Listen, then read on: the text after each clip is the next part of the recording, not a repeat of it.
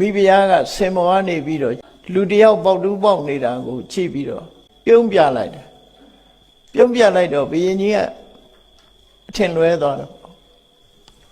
အထင်လွဲသွားတဲ့အခါကျတော့မိဖုရားကအမှန်တိုင်းဖြေရှင်းတာသူဟာတဲ့သူ့အဖေကပေးစားလိုက်တဲ့သူ့ရဲ့ယောက်ျားပဲတဲ့အရင်တော့အဲ့တော့ဘလို့ပေးစားလိုက်တာတော့ဆိုအဲ့ဒီမိဋ္ဌိလပြည်ကပိန်ခုတ်တရဆိုတဲ့လူငယ်တယောက်ဟာတက္ကသိုလ်ပြည်ကိုသွားပြီးပညာသင်တယ်ပညာသင်တော့သူကစာကြိုးစားတယ်စာကြိုးစားတော့ဆရာကြီးရဲ့လက်ထောက်ဖြစ်ပြီးတော့ကျောင်းဆင်းတဲ့အခါမှာသင်တန်းပြီးဆုံးတဲ့အခါမှာသူမိဋ္ဌိလပြည်ကိုပြန်လာအဲ့ဒီခေတ်ကတက္ကသိုလ်ဆရာကြီးတွေရဲ့ထုံတန်းစင်လာတစ်ခုရှိတယ်အရွယ်ရောက်တဲ့သမီးပြူတွေပါလေရှိရင်ကျောင်းသားကြီးနဲ့ပေးစားလေးရှိတယ်အဲ့တော့ပိန်ကုတ်တရဆိုတဲ့လူကပထမဆုံးဆရာကြီးရဲ့လက်ထောက်အနေနဲ့ကျောင်းသားကြီးခေါင်းဆောင်အနေနဲ့သူ့ကိုသူ့သမီးနဲ့ပေးစားလိုက်တယ်သူတို့ထုံတန်းစင်လာရပေးစားလိုက်တော့ပိန်ကုတ်တရကသဘောမကျဘူးသဘောမကျပေမဲ့ဆရာကြီးရဲ့စီမံဆိုတော့သူလက်ခံလာလက်ခံပေမဲ့လို့ဆရာကြီးရဲ့သမီးကိုသူကလုံးဝမနှစ်သက်ဘူးဘာကြောင့်မနှစ်သက်တာတော့ဆိုပိန်ကုတ်တရဆိုတဲ့လူကဘုံကံမရှိဘူးသူကအဲ့ဒီဆရာကြီးသူ့သမီးနဲ့ပေးစားပြီးတဲ့နောက်မှာ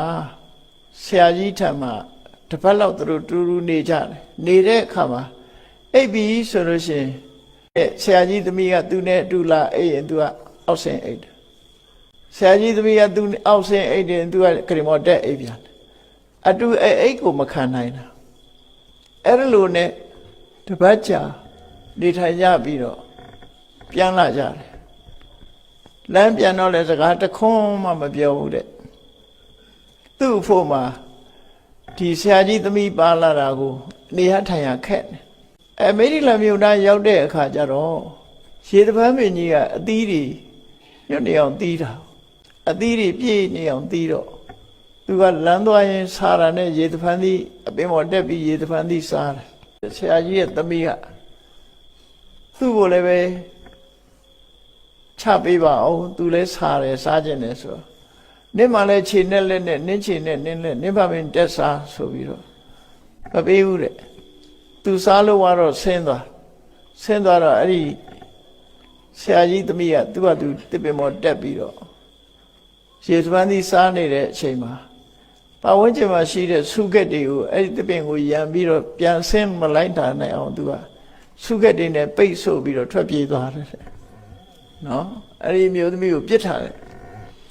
အဲ့ဒီအချိန်မှာဘုရင်ကြီးကဥယျာဉ်ထွက်ရင်တိုင်းကားလှိလိလာတဲ့အခါကျတော့အဲ့ဒီမျိုးသမီးတစ်ပင်ပေါ်မှာတွေ့တော့အဲ့တော့မေးတယ်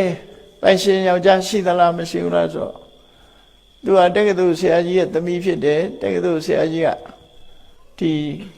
ကျောင်းသားကြီးတယောက်နဲ့ပေးစားလိုက်တယ်ဒါပေမဲ့လို့သူကပြစ်သွားတယ်ဆိုတဲ့အကြောင်းကိုပြောတော့ဘုရင်ကြီးကဆိုတော်ကောက်သွားတယ်ပေါ့နော်ခေါ်သွားတယ်ရေတဖန်းပင်ပေါ်မှာရတာဖြစ်သောကြောင့်သူ့ကို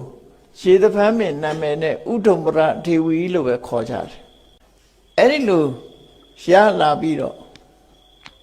အခုလို့သူတို့ပြန်ဆုံတဲ့အခါမှာသူကမိဖုရားဖြစ်နေပြီဟိုလူကပေါက်တူးပေါက်တဲ့လူဖြစ်နေတယ်